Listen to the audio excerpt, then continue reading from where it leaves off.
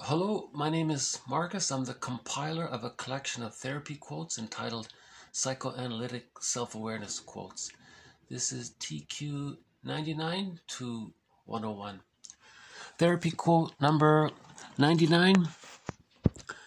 Klein saw splitting as one of the earliest defensive operations called into play by the immature ego in an attempt to cope with intense anxieties to which it was at times subjected. So Klein refers to Melanie Klein. She and Fairbairn are pretty much the founders of object relations theory, and then it got developed and advanced by Masterson, Rinsley, and a few others. Anyways, the theory here is that when the baby comes out of the womb, um, he then bonds to his mother, and those first 6 months are called the symbiotic stage. And we call this an extended womb. Remember, babies come out of the womb too early, so after birth they form a kind of an extended womb from birth to 6 months. Okay, Mahler's metaphor is that this is like a psychic egg between birth and 6 months, the stage of fusion and symbiosis with the mother. There's a title of a self-help book called "Where Do I End and You Begin?" See, it relates to this fusion, the boundaries, right? The child doesn't know who he is and who the mother is. It's all blurred. So the child's ego doesn't even have that basic aspect accomplished yet. So because the baby's ego is so immature, the theory is when there's stress during those 6 months, for example, the mother is unavailable, she's absent, okay, that's a lot of anxiety for the baby. So now what the baby does, according to Klein and others, is that the baby starts to have two impressions of the mother. Sometimes the mother's rewarding, satisfying, loving, that's the good object, and other times not so, that's the bad object, that's the splitting. So in the child's mind there's split objects, there's the good part and the bad part, and that corresponds with the self, the two-part selves. And then from 6 months to 36 months they come together to form whole object relations. So the image of the mother is whole, good and bad, a person, ordinary person, same with the self, right? Fairbairn adds to the bad part object. He says that, so you got the split parts, the good part and the bad part. The bad part is further split into an alluring part and a rejecting part. You have all these different parts going on in the child's mind from birth to 36 months. So how do we talk about this really?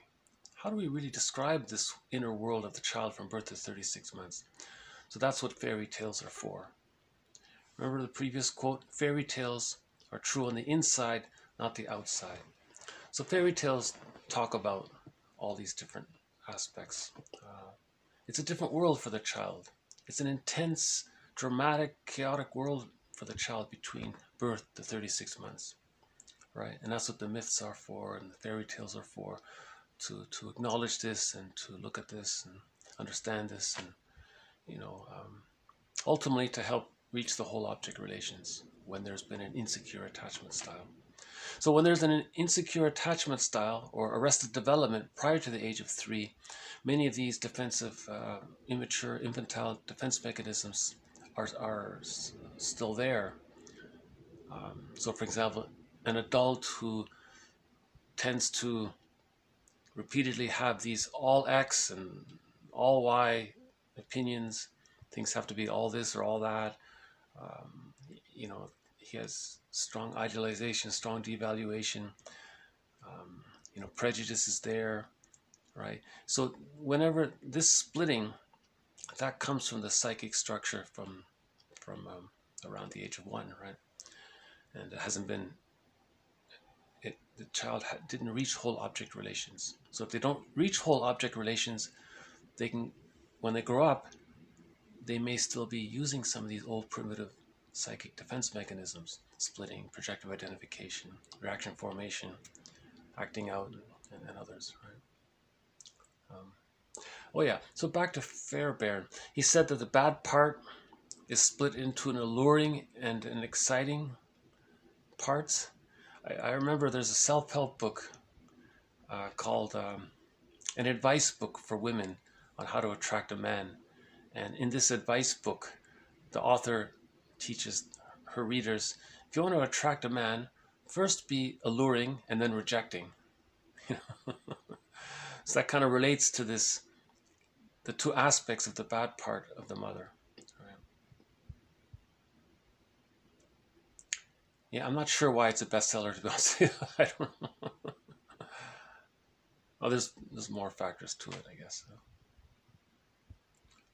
Yeah, I'll have a future video on that, I guess.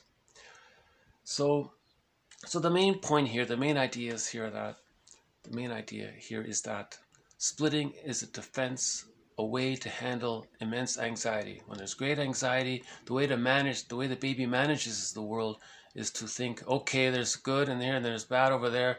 Okay, I guess I can kind of handle things here if I make these judgments, there's good and bad, you know. So you remember that poet? He said, beyond good and bad, there's a field. I'll meet you there. That's whole object relations. So you want to reach that whole object relations, that field that unites good and bad. That's the whole object relations, the Ubuntu. Right? See, you need the Ubuntu to be able to mourn. Splitting precludes mourning. Right? Okay, 100 TQ 100 continues on this. Splitting, an active attempt to mitigate the experience of ambivalence toward others. So, just another way of saying this. You know, I was thinking, what if the baby were like a little professor? You know, and he's thinking to him, how am I going to mitigate my ambivalence with mother? She's rewarding me and then she's rejecting me. Okay, I'll create these two ideas about her. You know, I'm wondering also if this author, I wonder if an author once maybe asked himself the question, what would it be like for a baby between, you know, birth and 6 months who's experiencing splitting? What would it feel like to them from their perspective? How would it appear to them? And then the book Jekyll and Hyde came out. So I'm wondering if that author had some of this in mind. Because remember, from the baby's perspective, it's all fairy tales and mythology. It's dramatic. It's not like you know, after the age of 3, right? Reality. Right? So the psychic world in the baby from birth to 3 months is filled with all these fairy tale and mythological images. That's the theory. Okay, let's move on to 101. Inaccessible memories are split off or repressed from expression because he lacks the adequate intrapsychic capabilities and structures to tolerate their associated affects. I think this author was saying that her client was having a bit of a hard time because he hadn't reached whole object relations. He heavily relies on splitting, projective identification, externalization, acting out, and other primitive, immature, infantile defense mechanisms. So he didn't have the psychic structure to hold the emotions. So the way to deal with the emotions is to use all those primitive defense mechanisms. See, one goal of therapy is to build psychic structure. Masterson says this, we're trying to add psychic structure, build psychic structure. If you internalize the therapist, now you have a good object. If you help the client integrate good and bad into a whole object, now you have whole object relations. Now you're adding psychic structure. See, we're building psychic structure, right? So therapy, we say, it's ego repair, ego building, endorsing the ego, supporting the ego, strengthening the ego, building psychic structure, integrating the parts, interpretations, help integrate the parts, and so on. There'll be future videos on splitting. It's a major topic with huge implications.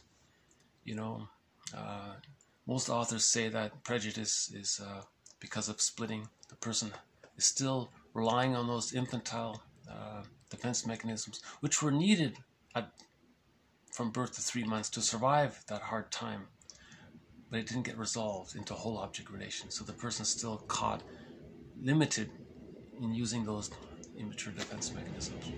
So in therapy, you heal the splits to achieve whole object relations and see people.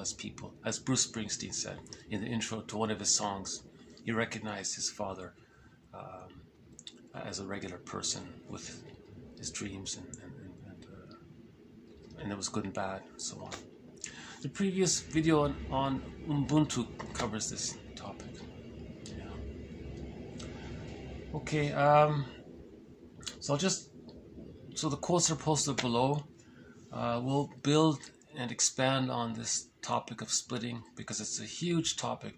You know, this one and projective identification are probably the two of the hardest topics to really understand.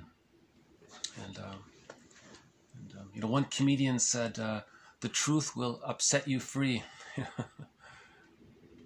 So some of this knowledge maybe is a little upsetting, I guess, that these defense mechanisms exist, that we may be using them, and that we're not aware that